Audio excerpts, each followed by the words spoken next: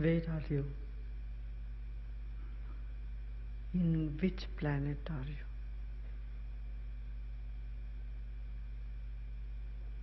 What is your world?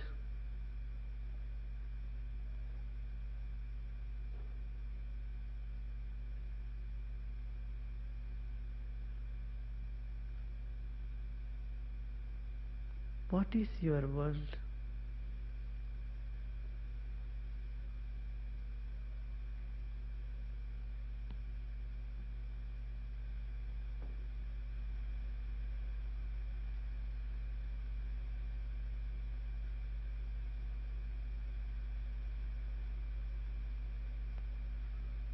Are you sure you are not dreaming?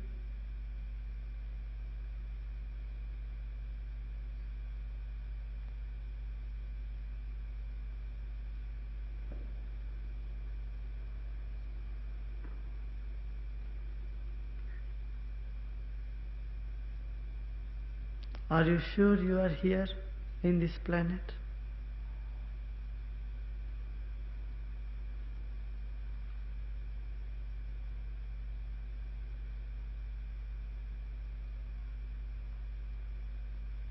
Are you sure Earth is there beneath you?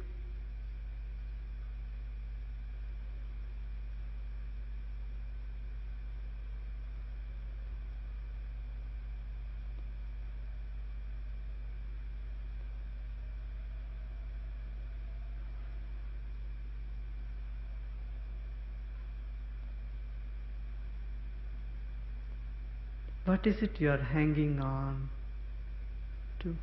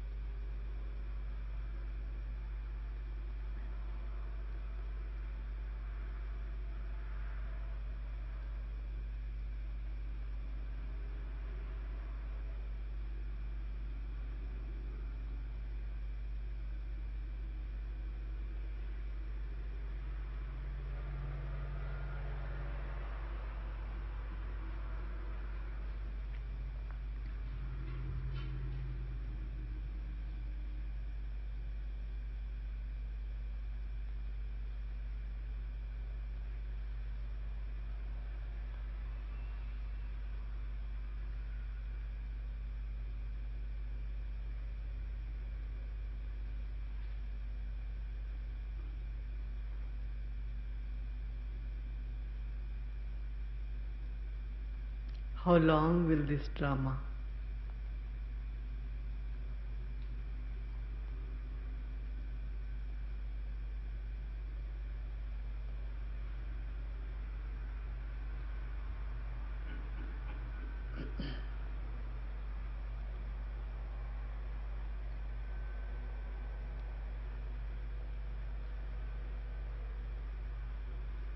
How long you will continue this play, this drama?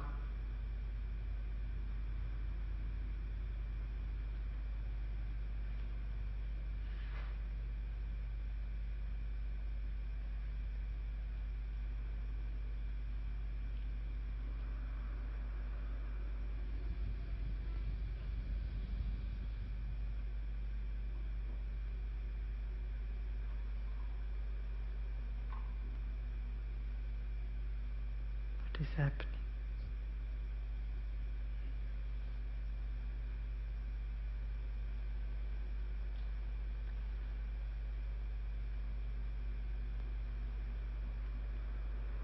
Mhm.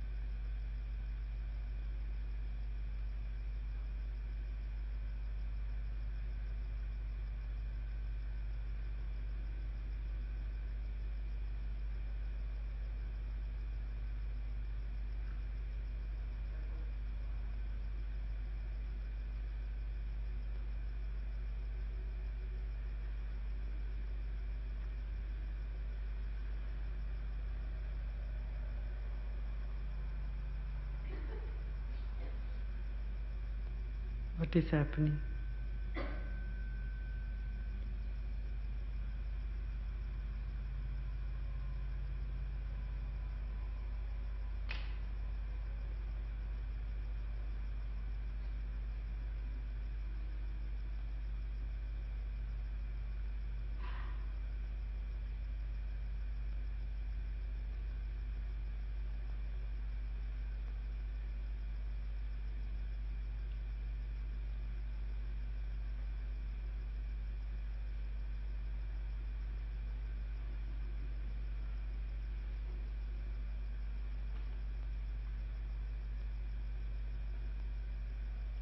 What is the origin of this mind? From where all these thoughts rise? From where all this grumbling arise?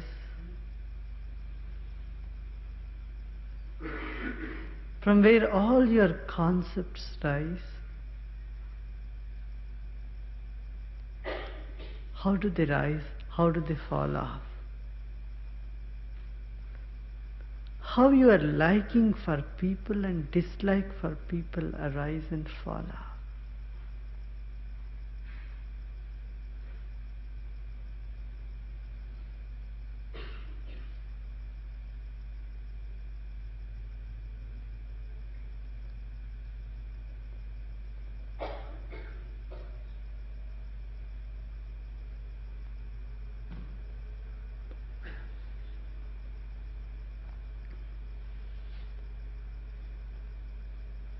We don't get these doubts. We don't ask this question to ourselves. Not that they don't rise, they do rise, but we brush it aside, put it aside.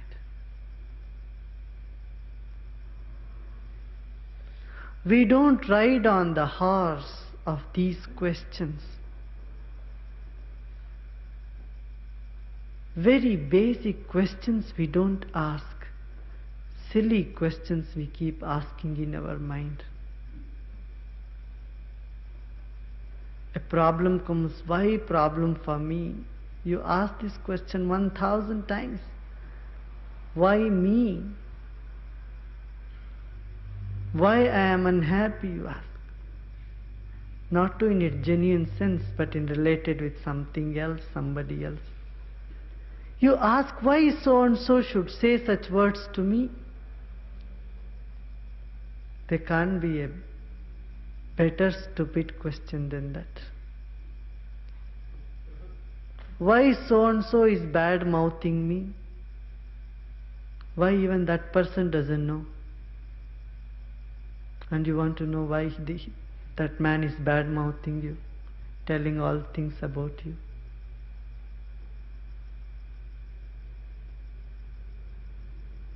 You ask why so and so is rude to me?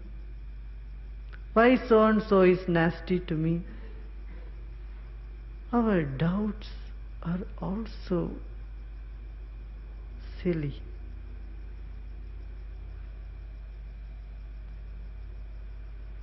Our questions are also insignificant.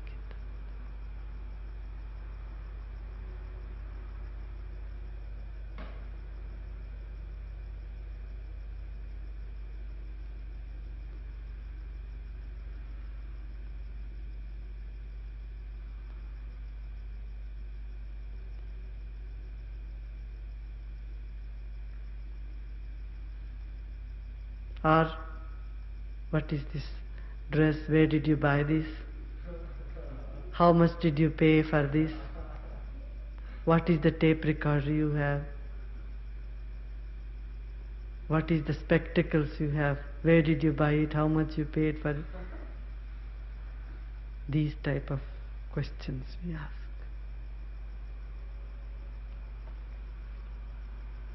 Spending our whole life in asking questions which does not mean anything, does not take you anywhere. It's like sitting in that merry-go-round horse. You dupe your children as though they think they are really riding the horse and going somewhere. it goes nowhere. That rocking horse. Children want to ride horse. You give them the rocking toy. Keep them shut.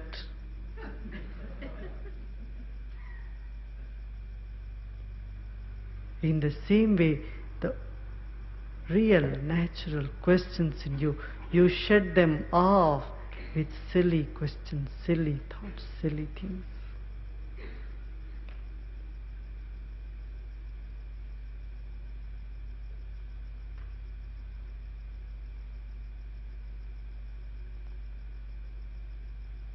Isn't it? Huh?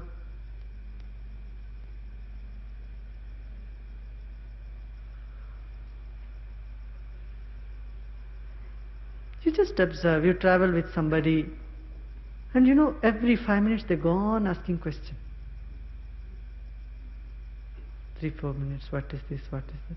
That too, if it is a new place, so many questions are asked.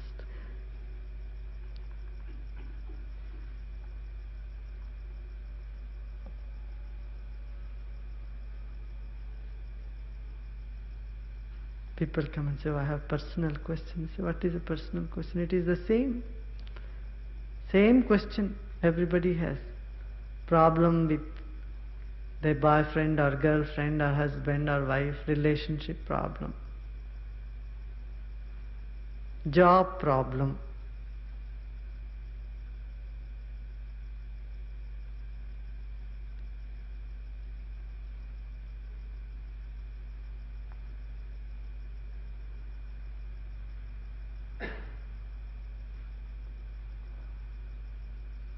there is no problem about what is this universe? Where do I come from? What is my life?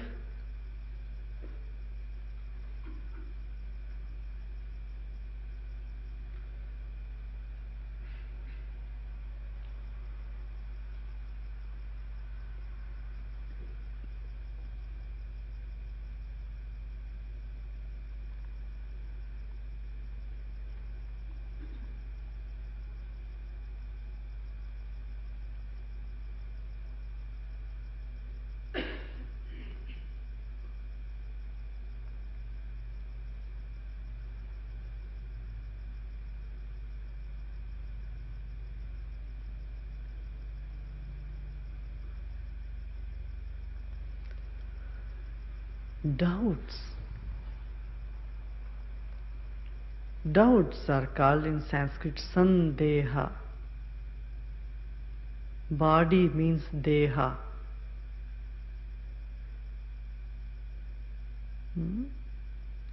Deha means body. Sandeha means doubt. They're very close.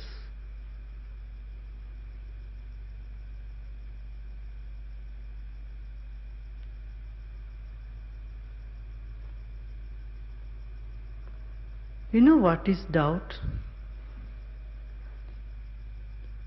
It is a state of mind. Doubt is not something other than that. It's other than a state of mind. You know when that state of mind stays? When we are body conscious, body bound. When we are not aware of the life within us.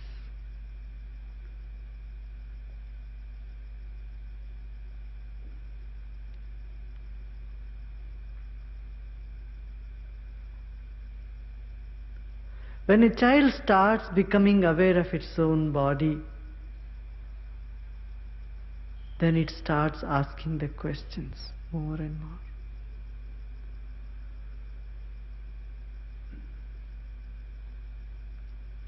And when the body is maturing in adolescent age, there is ever so many questions that reel in the mind.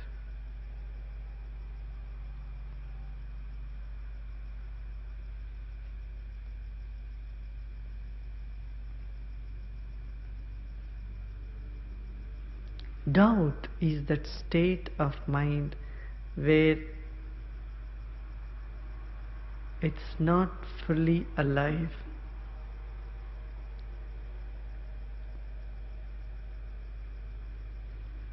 Answers cannot satisfy doubt.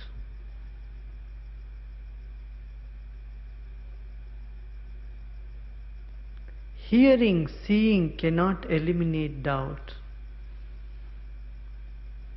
Only prana can eliminate doubt. When a doubt arises in your mind, know that your prana has gone down. Your life in you is dull. The lamp is, the wick in the lamp is going down.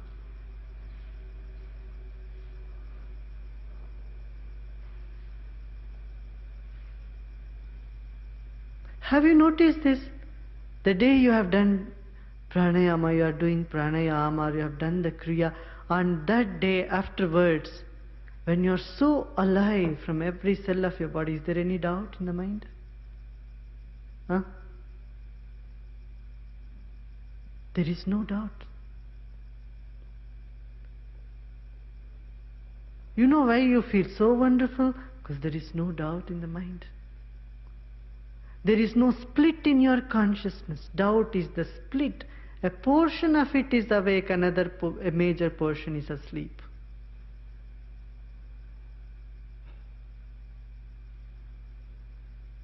Unfulfilled state of consciousness. When prana is low, you feel very unfulfilled. When the prana is full, you see you're so fulfilled. So what do you do when you get doubt? More sadhana, practice.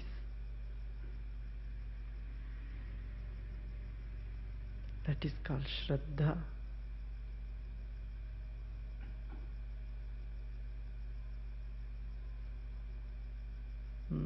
Faith, the opposite of it.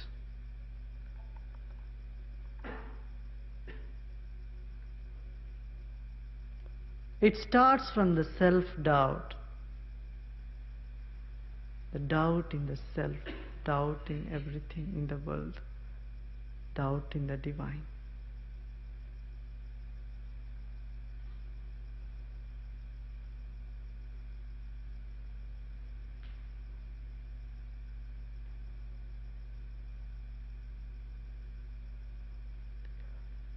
Three types of faith is in the world. It's not that faith, oh, you are Hindu, Muslim, Christian. That is not what I call faith. There are only three types of people who have faith, or three types of faith in the universe. One is faith in the world. People who just believe in the material world, faith in it.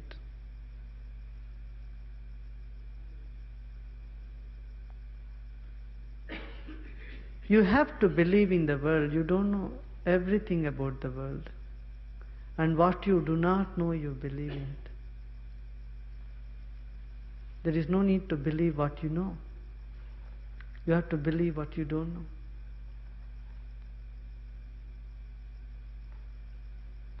You don't know about anybody. You don't know about yourself. You don't know about your wife, your children, your husband, or your parents, or nobody.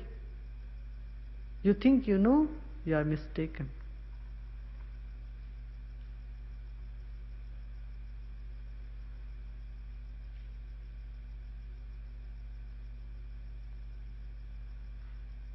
You know something about them partially. Faith in yourself, faith in the world, and faith in something which we do not know, the divine.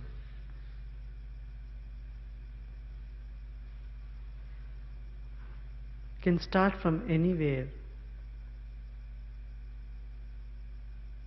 In any one point, it leads to all the three. All the three comes together there.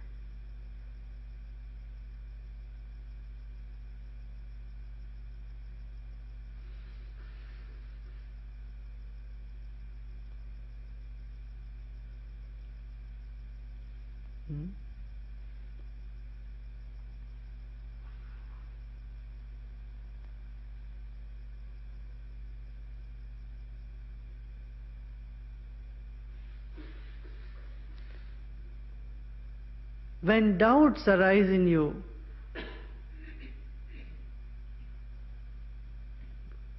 fast, meditate, do pranayama, do prayers, and see whether the doubt will remain.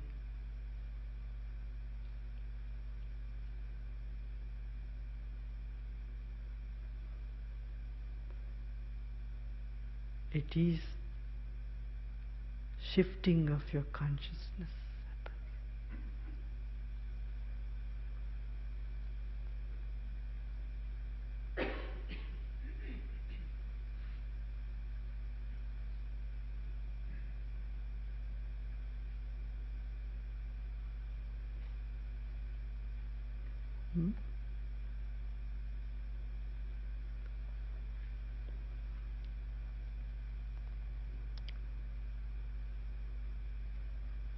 Vishvam spurati yatredam taranga iva sagare tattvameva na sandeha chinmurte vijvaro bhava.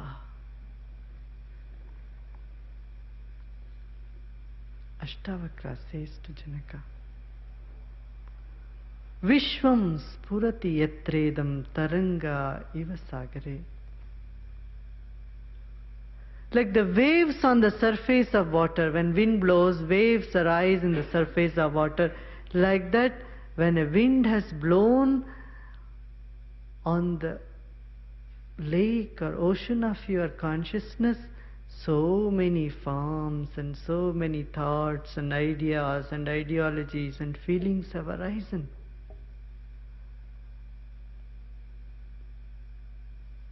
Just nothing. Just do this experiment, just to your very nice friend, good friend, close friend. Just go and tell them something, push a button in them. Couple of days, couple of nights, they'll be off their sleep and off themselves.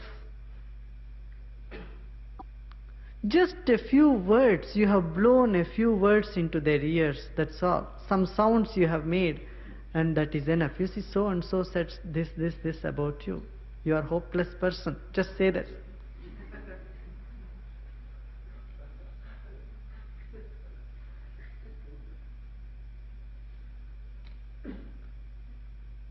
You can do that today. Try that. You would phone any of your friends and say, Panditji says,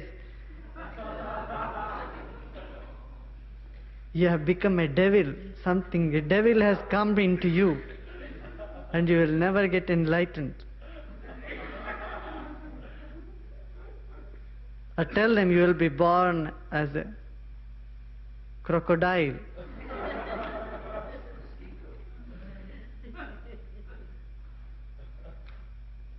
And see what will happen.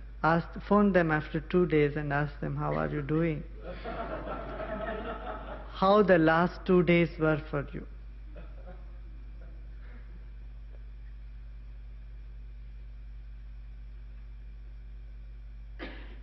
Tell them something. Say, you are a very dishonest person. Tell them somebody, you are a very dishonest person. Just a few words you have uttered into their ears. And that is enough. A huge waves have come. All your friendship has broken. And what they were talking to you and all that good, nice words they were saying to you, you'll find them all contrary. Same person will be blowing chilies.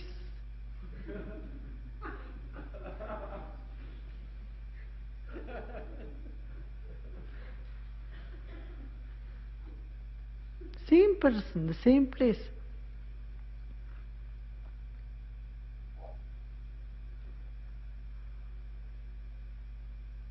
One of our teachers were traveling with me. This person was saying, oh, this person is, when we went to a particular thing, oh, this person is not all right, that person is not. He said, everybody here is hopeless.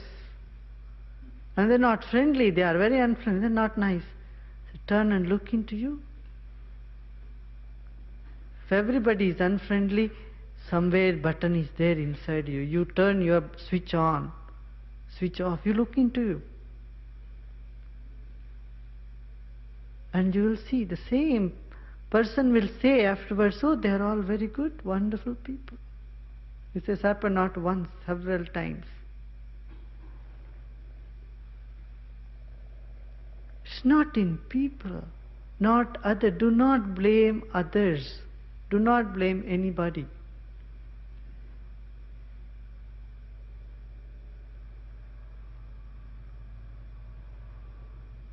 It's all in here. Taranga iva sagare, like the waves in the ocean. Your world arises in your own consciousness.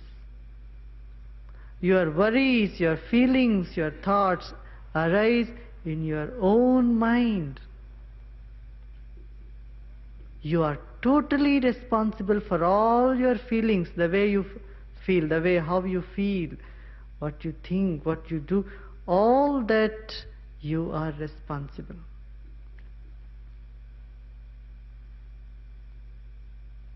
Vishvam spurati yatredam taranga iva sagare tattvameva na sandeha chinmurte vijvaro bhava. This is such a precious statement.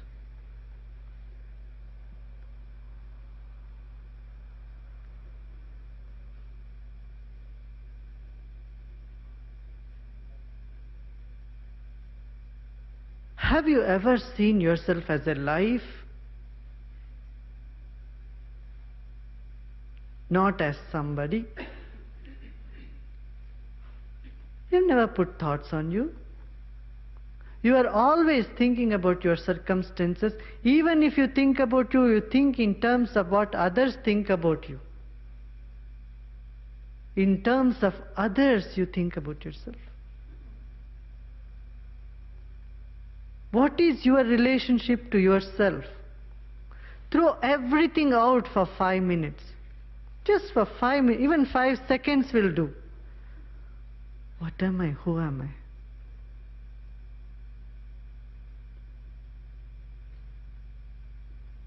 What do I want?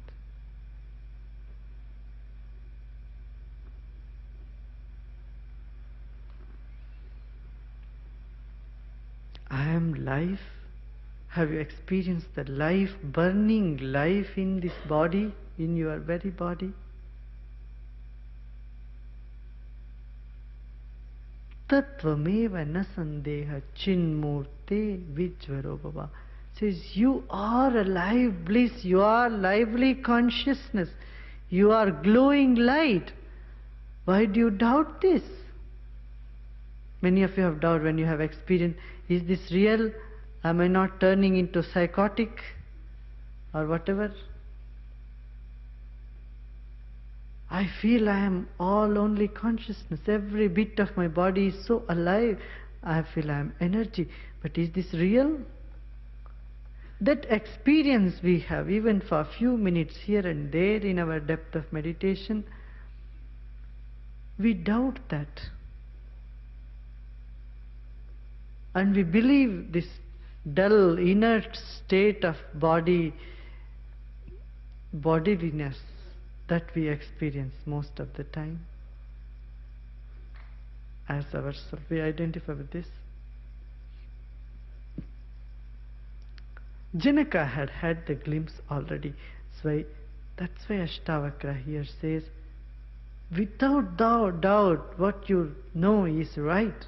He's authenticating it. Yes, you are right. You felt the presence. Yes, you are right.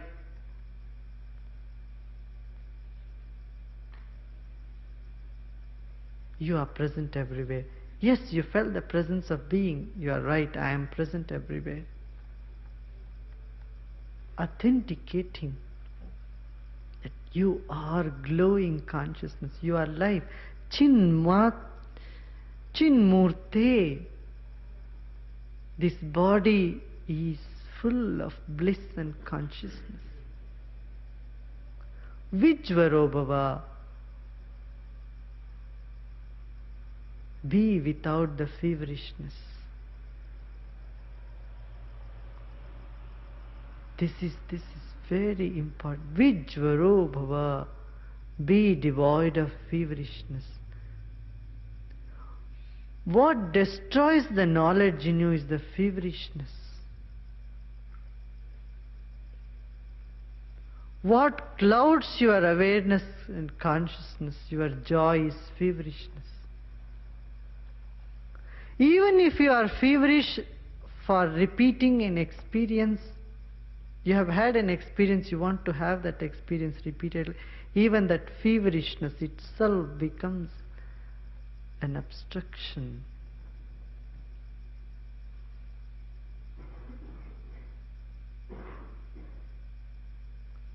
What is intolerable in the world? What makes you intolerable in the world is the feverishness. See, someone is feverish for something, you just sit with them for a few minutes, you feel an aversion. Have you observed?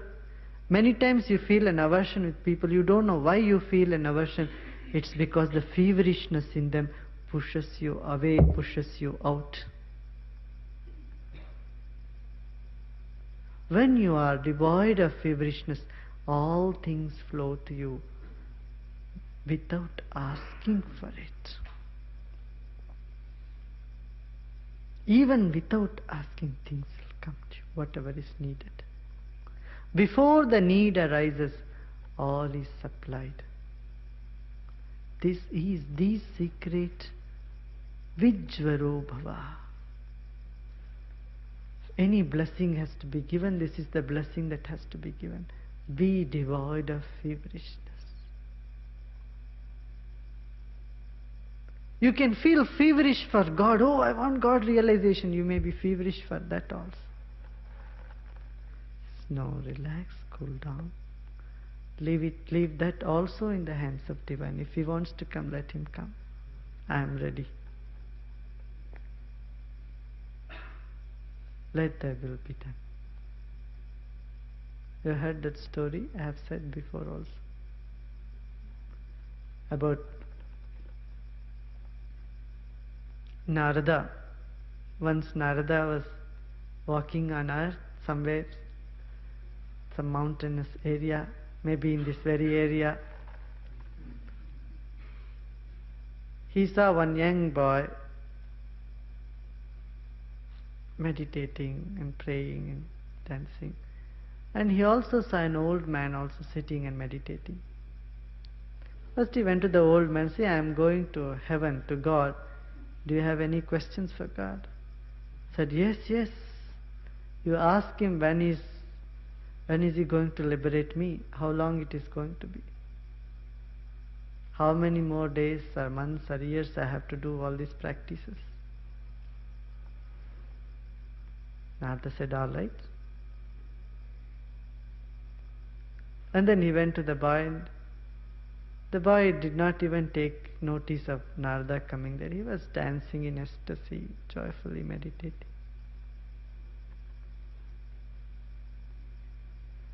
But when Narada insisted several times, do you have any question? Should I ask when you will realize? The boy said, all right, if you want, you can do it. So after a while, Narada comes back, maybe in a couple of days.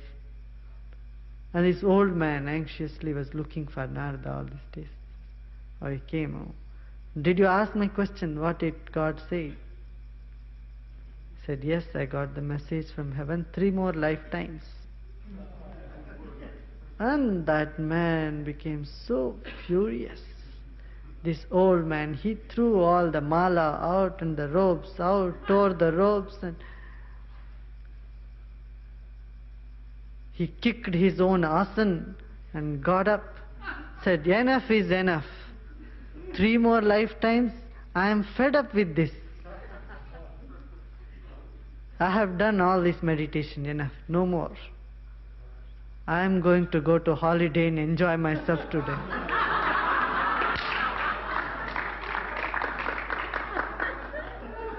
Enough of all this tapas. Going to the bar and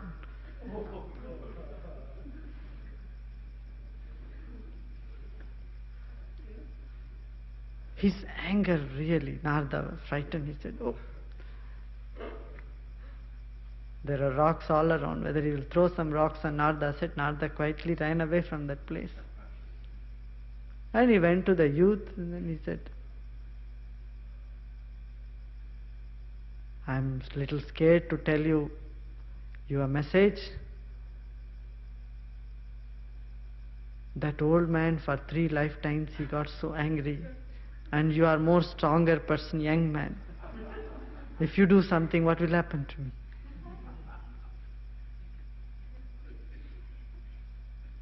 But he said, anyway, I have asked the question, I have brought the answer to you, I have to deliver it to you, whether you want or not. So he said, yes.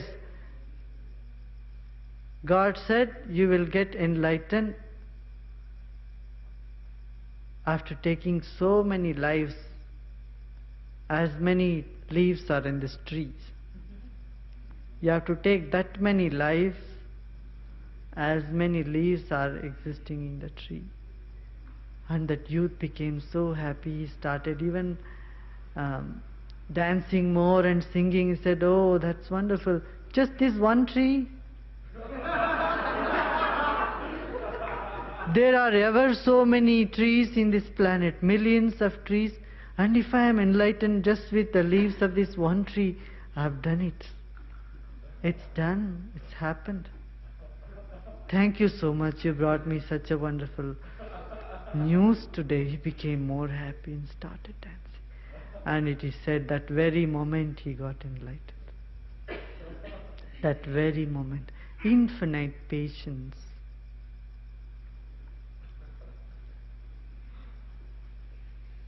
Vijvaro bhava. That patience comes when we are void of feverishness. Impatience means feverishness. You can show impatience. Sometimes when you look very patient, then everything goes very slow, very quiet, and people take it for granted. They don't do things that they should be doing. Show impatience, but don't be impatient yourself. Let the feverishness in the world not catch on to you for any reason. It's not worth it.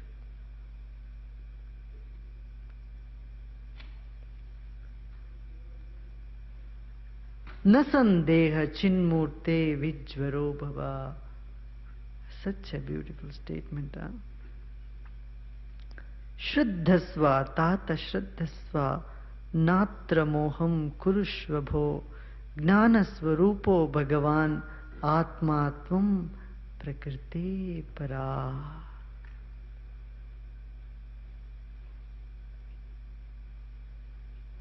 Shraddhasva tata shraddhasva. My dear, have faith. My dear, have faith. Have faith. Believe in this. You have to believe because you don't know. You can't know unless you believe. You cannot know unless you believe.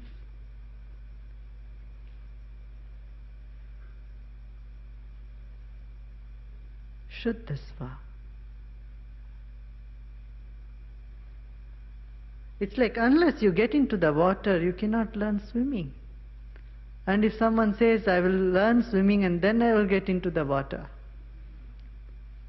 that is what the whole world and the entire library are filled with such philosophies, argument, atheists and unatheists. And atheist says, show me where God is, then I will believe. And the believers say, I believe in God, but now you show me. I want to realize, but I believe God. I don't know, I believe, but you show me. These two are not Shraddha. They are in the same boat. There is no difference between atheists and the so-called believers. Both of them the religious and the atheist have not risen to that platform of doubtlessness.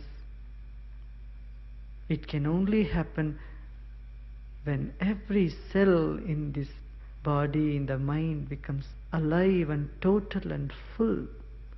Then that state of doubtlessness arises in you. a state of Shraddha. Shruddhasva Tata Shruddhasva.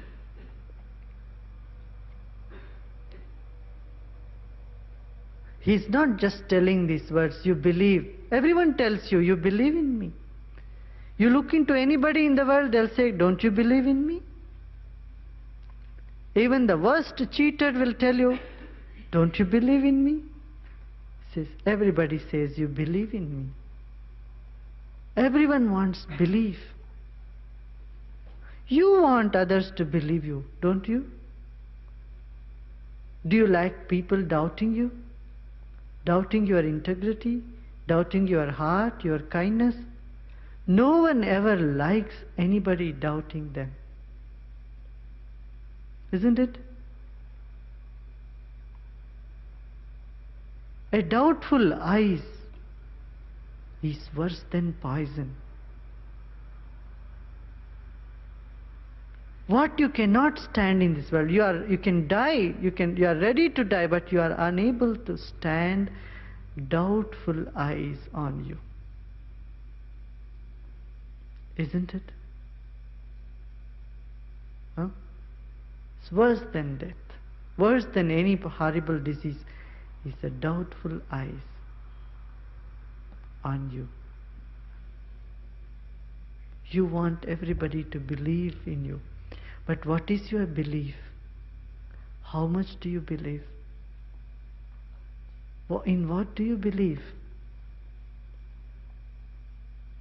You believe in all these small, petty things, insignificant things.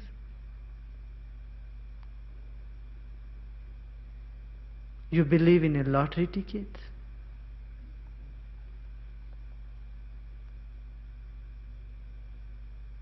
You believe in your investments and properties, share market.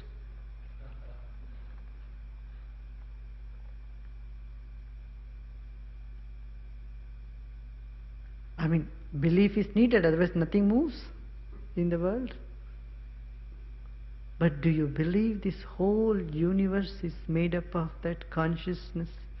And your very body, this mind, these thoughts, feelings, everything is made up of this energy, this one consciousness, this one self. Huh? Is this belief strong in your head?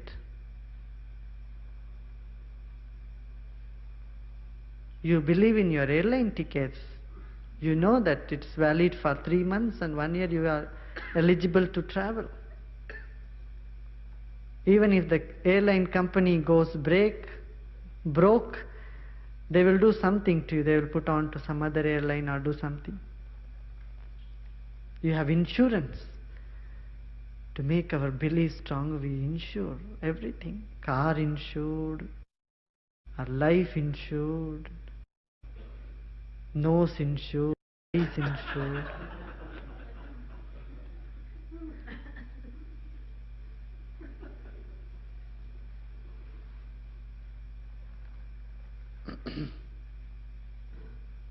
Shraddhasva, Tata Shraddhasva. Though your experiences of silence, of transcendence, of the self, of the divine is only for few seconds, few minutes, few hours maybe, but believe in them. Believe in them. That is your true nature. You have been good several moments in your life. Believe in them that you are good.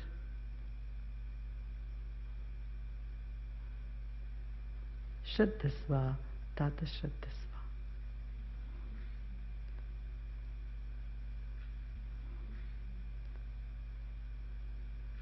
Jai Gurudev.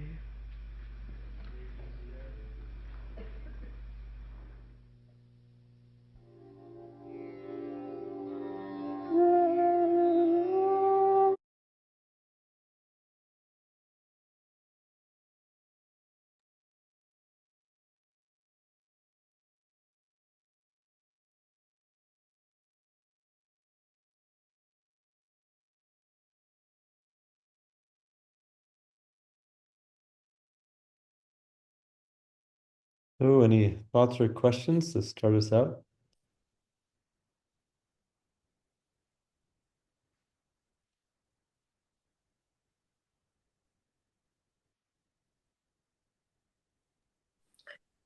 Um, yes. I think for the longest time, I've been thinking that belief is just like also a state of mind, and that the truth can stand on its own, and that you don't have to decide if you believe something or not, because it will become an experience for you. The truth will become an experience.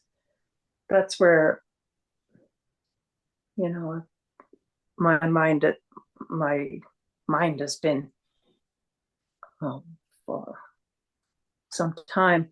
I thought that this talk was, I wanted to use the word juicy because I was thinking if I was in that room and he began his talk with such, you know, blunt, frank, equanimity, and, was so strategic to, kind of invite everyone to reflect and to wake up. And it was what a gift, to have been there. I'm sure it must have been extraordinary, for the people who were there. Yeah. This one is quite the wake up intro. I remember I was leading a satsang in Boone one time, and we would do Ashtavakra every week, and there were some guests visiting, and they asked, "Oh, can we stay back to watch the video?" And I said, "Sure, of course." I forgot that this was the video that we were going to watch, and we press play, and Gurudev doesn't say anything, and then he asks, "Where are you? On what planet are you?" I thought, "Oh my gosh, I don't know how they're gonna take this. This is their first video." But they're very powerful questions. And especially how he frames it, this metaphor for thoughts.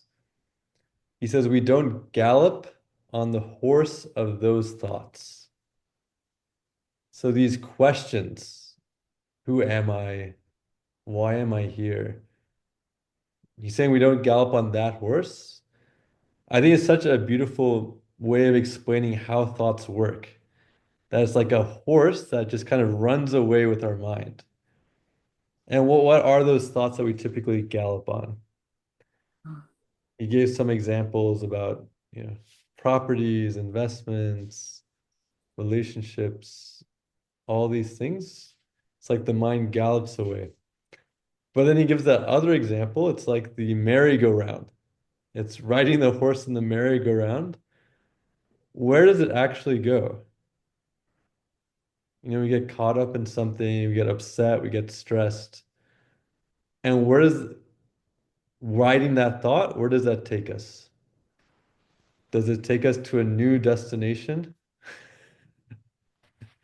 It's funny, right? When we can step back, it's funny. So just look, okay, what horse have I been galloping on in my mind? And it's good to just catch ourselves a bit. And then he's given some other thoughts that we can switch horses. Who am I? What am I doing here? Anyone else? So I thought, Lisa, juicy is a good word, but it almost feels like with this is so rich. I mean, Ashtavakra, there's just, to me, it's being kind of thrown into this depth of knowledge. And he, uh, he talked about only prana can eliminate doubt. And then he talked about how you're responsible for your own mind. We're responsible. And he doesn't talk about it here, but then he has before talked about the gunas. They rise and fall when we look even in on the silence course where they talk about the angel's directions, all those things that move through us. And I know or I believe it's not this or that. Because I think if I asked Guru Dev, he'd say, yeah, because that's what he does. He just throws it back to us. So that was just so apparent for me. I did wonder about the difference between belief and faith. He gave us the antidote when doubts arise: fast, meditate, do pranayama, and kriya. That's all. So simple, right?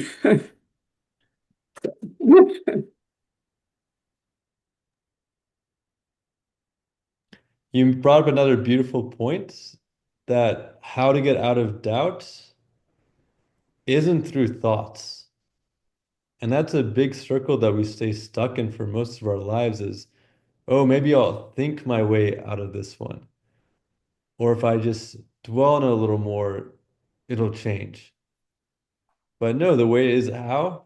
Raising the prana. And how do we do that? With that list you just reviewed for us. Fasting, meditation, pranayama, breath work.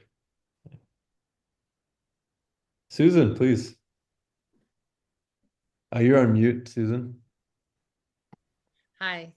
I loved when he talked about feverishness, and when you let go of feverishness, all things flow to you even before the need arises. I mean, to really, really lean into that, that to me is like so powerful. And just, yeah, I mean, that just like, woof. That's a big, big, big gift to hear that. And it's a good experiment. Take one thing and that you might be feeling feverish for and see if we can let it go and see what happens. Maybe not within an hour, but let it go and practice for some time and see what comes to you. I think for me, I don't know, maybe for other people, it's the being patient with that. It may not be immediate, like the old man who's going to have 3 more lifetimes, or I guess it could be, but it's, see what happens. Such a great story, right? Oh boy.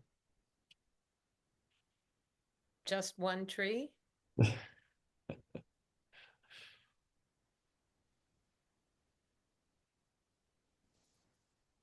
So I wanted to say something.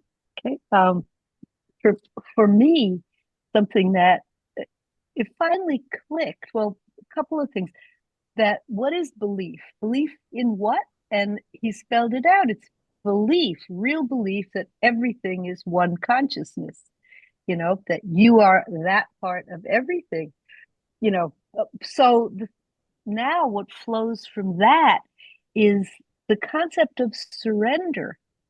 I never got that until just now. So if you truly believe, you surrender because you know that you are really part of this one consciousness. So you don't have to crave anything. So that's what belief and surrender go together. And I think of an art of living teacher that I knew here in Boston a long time ago who decided to go full time. And in order to do that, I mean, she was a regular person, had an apartment, had a car, but in order to be a full time teacher, she got rid of all her stuff. She had to be down to one big suitcase and one little suitcase, to have some clothing. And then she took off for South America, parts unknown, right? Now that is surrendered. I mean, that's got to be having faith. So I don't know. Is she enlightened now? If you do something like that, where are you? In your progress. I'll drop that quote in the in the chat. It's a really powerful one.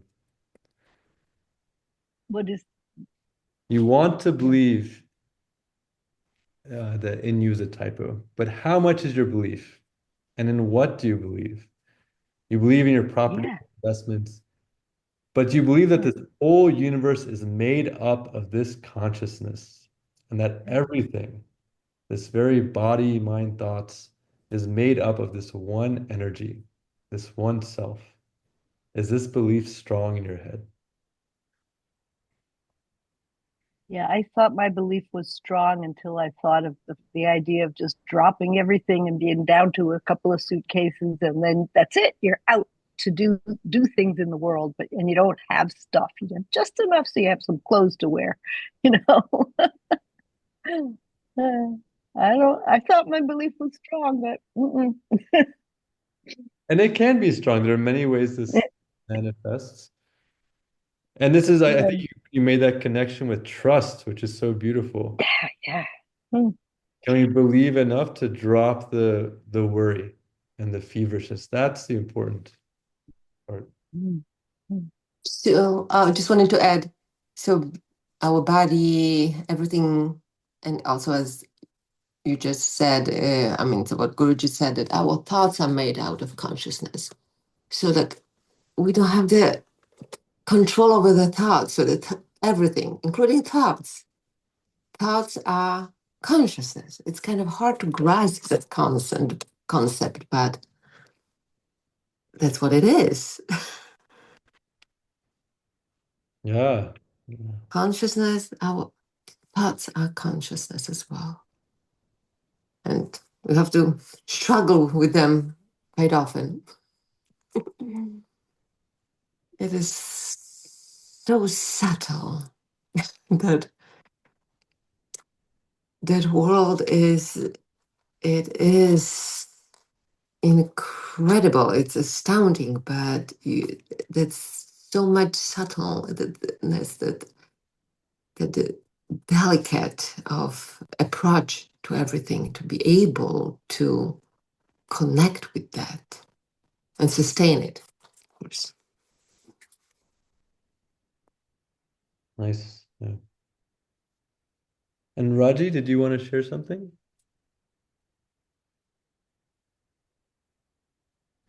No, no, I was just listening in. Thank you, though. Good. We'll end here for tonight. A couple of big questions to think about if you can find a little time in nature, in a park, by a stream. Who am I? What am I here for? And this big question he asked, how much is your belief? In what do you believe? And just sitting with it for so a while. Good night, Jay Gurudev. Right. Thank you, Andrew. Thank you.